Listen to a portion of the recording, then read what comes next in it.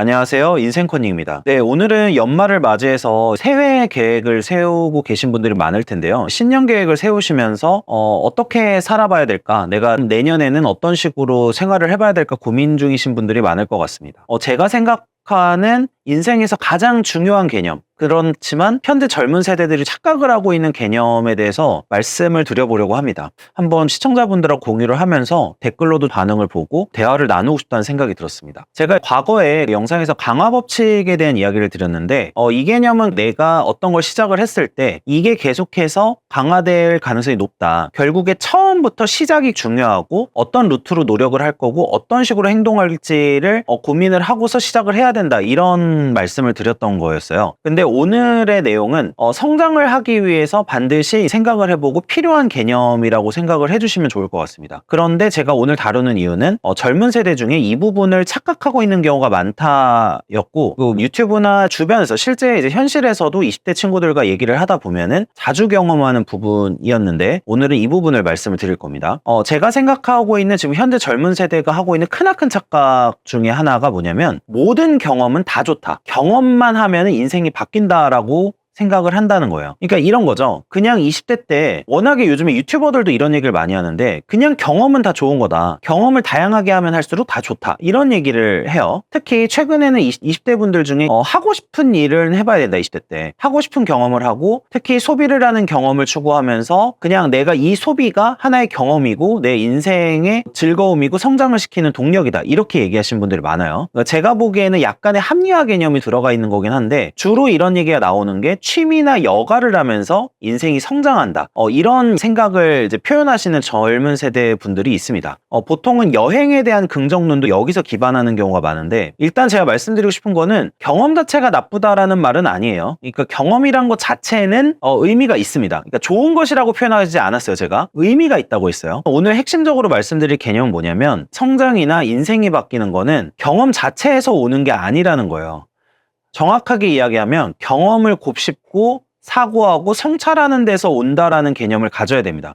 그러니까 단순히 20대 때 경험을 많이 한다고 해서 성장하는 게 아니라 경험을 씹어야 된다는 거죠. 제가 예를 한번 들어볼게요. 제가 아는 지인분 중에 현재 50대인 한 남성분이 있는데요. 20대 초반부터 계속해서 사업을 하셨는데 사업에 계속 실패를 하셨어요. 그러니까 사업 쪽에는 엄청난 경험치를 가지고 있는 게 맞습니다. 그러나 단 한 번도 성공을 시키지 못했어요. 그래서 결혼을 하셨는데 집에 자녀분들이 늘 고통을 받기도 하고 심지어 아들과 딸에게 너무 이제 사업을 여러 번 말아먹어서 집을 구할 돈이 없는 거예요. 그래서 이미 성인이 된 아들과 딸에게 전세보증금을 받아서 집에 살아라 이렇게 하면서 받았는데 이걸 다시 빼내서 사업에 투자를 했다가 실패를 하기도 했습니다. 그리고 주식 투자도 실패를 하기도 했고 여러 가지 실패를 했는데 이분은 분명히 사업을 시도해보고 경험을 해본 것만 놓고 보면은 경험치는 굉장히 높은 상황이에요. 그런데 제가 아까 말씀드린 성장을 하지는 못했던 거죠. 경험은 말 그대로 사고의 재료예요. 사고의 재료로서만 의미가 있어요. 그러니까 좋은 인생으로 향하는 필요 충분 조건이 아니에요. 경험을 많이 한다고 해서 무조건 성공하는 거는 아니에요. 책에도 좋은 말들은 되게 많아요. 근데 책만 읽는 것도 비슷한 건데 책 또한 간접 경험이죠. 그러니까 경험 자체로는 절대 어떤 성장을 하거나 인생을 바꿀 수가 없고 경험에는 반드시 사색과 실행이 동반이 돼야 됩니다. 제가 좋아하는 학자 중에 존 듀이라는 교육학자이자 철학자가 있어요.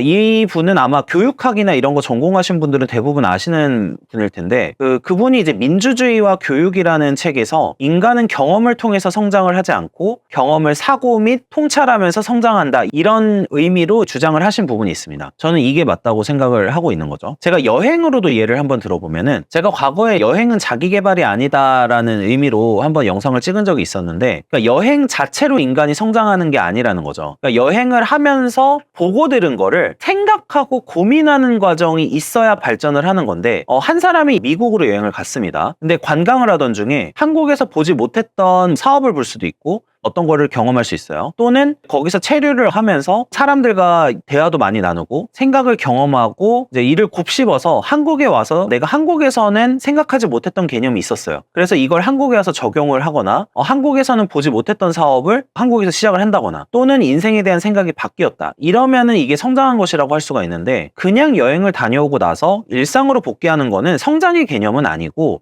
단순히 여가를 한 거에 불과한 거죠. 제가 소비와 저축에 대한 이야기를 자주 드리잖아요. 근데 소비도 경험이고 사실 저축도 경험이에요. 취업 준비를 하는 것도 경험이고 노력을 통해서 얻어낸 취업도 경험이에요. 근데 주로 소비를 통한 경험은 사색과 고민이 없기 때문에 제가 별로 긍정적으로 보지 않는 거예요. 성장을 가져다 주지 못하는 경험이라는 거죠. 예를 들어서 일을 하고 취업 저축을 한다. 이거는 본인의 성장을 가져다 줍니다. 왜냐하면 내 행동을 절제하고 고민하고 실천화해야 되고 계속해서 사고를 해야 이게 가능해지기 때문이에요. 예를 들면 취업을 계속 실패를 하다가 취업에 성공을 했다면 내가 실패를 한 걸 통해서 내가 스스로 반성을 하고 고민을 해서 취업에 결과적으로 성공을 하는 경험을 했기 때문에 이거는 본인의 성장을 가져다 준 거죠. 그런데 소비 자체만으로는 이런 고민과 사고의 과정을 잘 가져다 주지 않는다는 거예요. 근데 만약에 소비가 좋은 경험이 되려면 이런 사고를 가져야 돼요. 예를 들면 맛집에 가는 게 좋다면 이 가게는 어떻게 맛있게 만들지? 라고 하면서 이런 걸 관찰하거나 고민하는 경험을 했다거나 어떻게 홍보를 했길래 장사가 잘 될까라는 생각을 하면서 이런 부분을 마케팅에 적용을 해본다거나 내 삶에 적용해 보려고 하는 게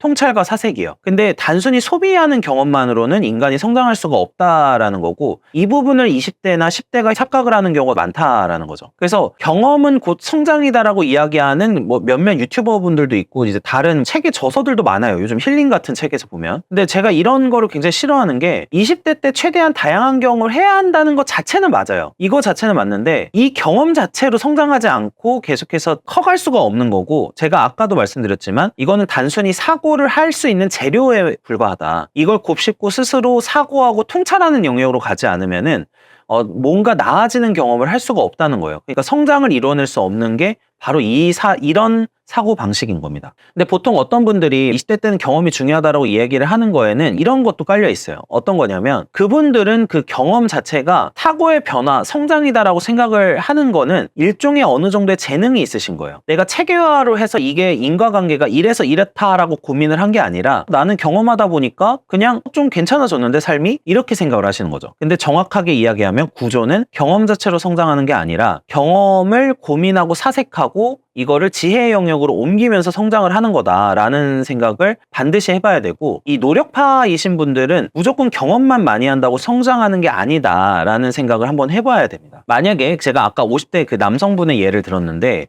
그분이 만약에 이렇게 했다면 성공을 하셨을 거예요. 이제 사업이 실패할 때마다 왜 실패했는지를 곱씹고 고민을 해서 내가 전에 사업에서는 이런 부분이 약했고 이런 부분이 문제였다라고 고민을 해서 통찰을 이끌어낸 거죠. 그렇게 되면은 이 통찰의 영역으로 나아갔기 때문에 다음에 사업을 시도할 때는 이 부분을 바꿔야겠다 이렇게 생각을 할 수 있죠. 이런 식으로 계속해서 시도를 하셨다면 아마 성장을 했을 거고 결국에는 사업을 성공시켰을 가능성이 매우 높습니다. 근데 이런 과정을 진행하지 않았기 때문에 경험이 그냥 경험으로 남아버린 거죠. 그래서 이런 함정에 빠지지 않기 위해서 보통 현인분들이 많이 했던 게 어떤 거냐면 집에 와서 오늘 있었던 일들을 복기해 보는 거예요. 이게 바로 일기의 중요성인데 어떤 게 내가 오늘 행동을 했는데 내가 이게 문제였던 것 같다라는 경험이 있으면 이거를 한번 복기를 해보고 적어봅니다. 실제로 벤저민 프랭클린의 경우에도 이런 방식을 했었다고 알려져 있는데 이렇게 와서 내가 복기를 해보면서 내가 어떤 거를 잘못했는지를 스스로 적어보고 이 부분은 이때는 이렇게 했었어야 됐다라고 하면서 한번 고민을 해보는 과정을 거치는 거죠. 그래서